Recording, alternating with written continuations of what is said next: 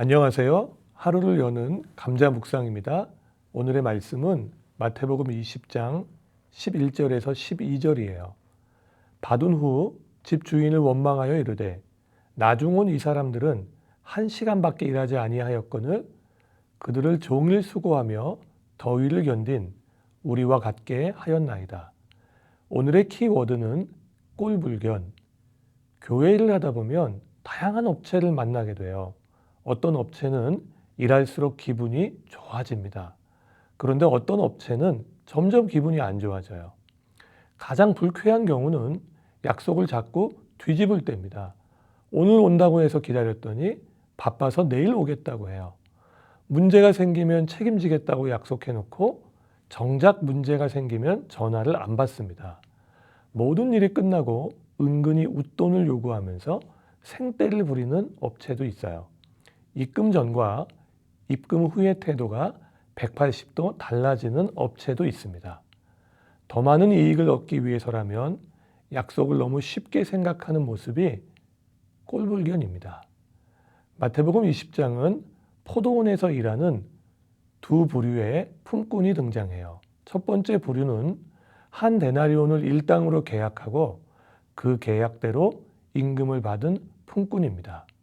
두 번째 부류는 똑같이 한 데나리온에 계약했어요. 그러나 임금을 정산할 때 더 많은 임금을 요구한 품꾼들입니다. 물론 할 말은 있어요.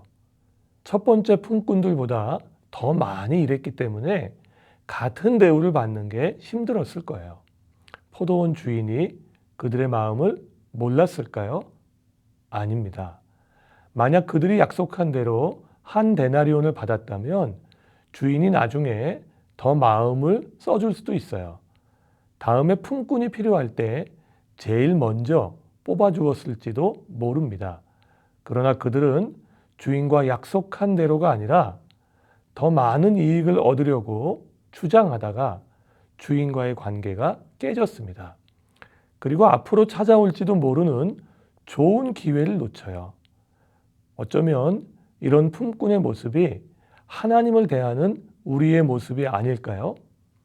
하나님은 예수님을 믿으면 구원을 선물로 약속했습니다. 우리는 그 약속을 믿고 신앙생활을 시작해요. 그런데 언제부터인가 이것저것 요구하기 시작합니다. 심지어 이 기도를 들어주시지 않으면 하나님을 떠나겠다고 협박해요. 신앙생활을 하는 대가로 이 정도의 요구는 당연하다고 생각합니다. 저도 돌아보면 처음에 그렇게 감사했던 구원의 약속을 잊고 하나님 앞에 더 큰 것을 주장하고 요구하고 있습니다. 그것도 지금 달라고 생떼를 쓰고 있어요. 호의가 계속되니 권리가 된 거예요. 그동안 하나님께서 어떻게 참으셨는지 모르겠습니다. 물론 하나님께 간청할 수 있습니다. 그러나 그 간청이 나를 향한 구원의 약속을 잊고 더 많은 것을 왜 주지 않냐는 식이어서는 안 됩니다. 이건 간절함이 아니에요. 꼴불견입니다. 하나님께서 우리가 달라는 대로 주셔야 할 이유는 없습니다. 그런데도 주신다면 그건 나를 긍휼히 여긴 결과이지 받을 자격이 있어서가 아닙니다.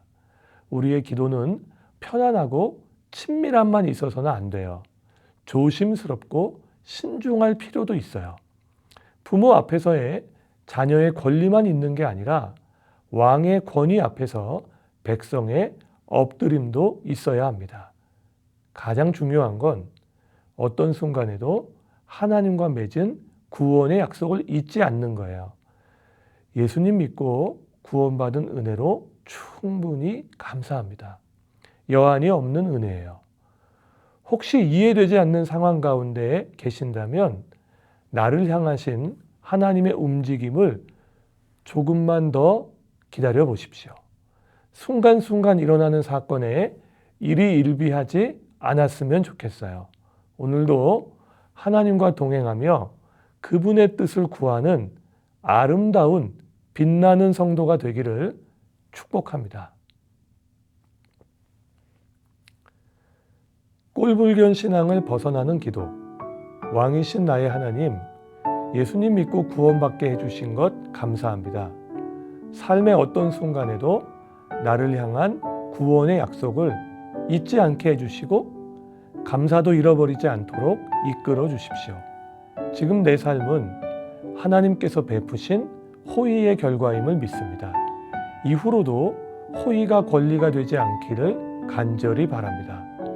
간절함의 탈을 뒤집어 써버린 꼴불견 신앙은 되지 않도록 이끌어 주십시오. 오늘 하루도 하나님과 동행하며 그분의 뜻을 구하는 아름다운 성도로 살기를 원합니다. 내가 만난 가장 큰 사랑, 예수님의 이름으로 기도합니다. 아멘.